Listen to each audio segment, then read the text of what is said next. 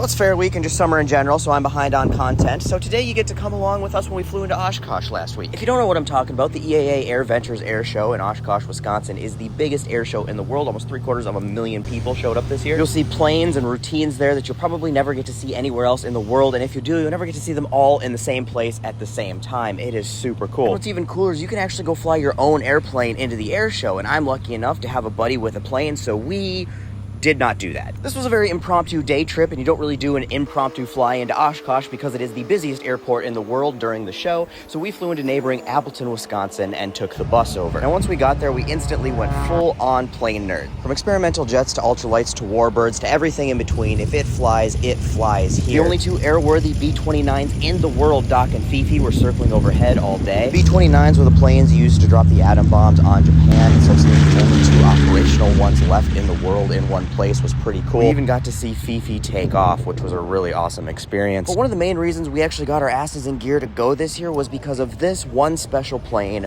right here. The U-2 Dragon Lady spy plane. This is a Cold War era spy plane that is still eavesdropping on our adversaries today. This is not a plane you see at air shows or really anywhere ever. Still, much of its operations to this day are top secret, so it was super cool to see it in person. First designed in 1955 to fly so high they couldn't be shot down by the enemy, which they couldn't until they could, but that's a story for another time. These planes 70 years later are still in service, and it was an incredible experience to talk to the pilot and see it in person. Then we walked over to the antiques and saw the Beechcraft Stagger Wings, which are the most beautiful airplane ever built, and I will fight you if you disagree. Speaking of beautiful planes, you should recognize Connie here if you've ever seen The Aviator. And here's one of the reasons the DoD can't pass an audit. I'm serious, and don't call me Shirley, because this rare bird here was surely the other reason we decided to take our impromptu trip. This is a Messerschmitt Me-262, the world's very first jet fighter flown by Germany in the Second World War. This plane changed the world. It gave birth to the jet age, and this is one of 4 airworthy examples of an Me-262 on the planet. Now, to be clear, this is a very rare reproduction built in the 90s because there are no original airworthy Me-262s left in existence. But this is as close as you're going to get to seeing the real thing. It was also really cool. There was a World War II fighter pilot vet there who actually shot down one of these planes during the war with his P-51 Mustang.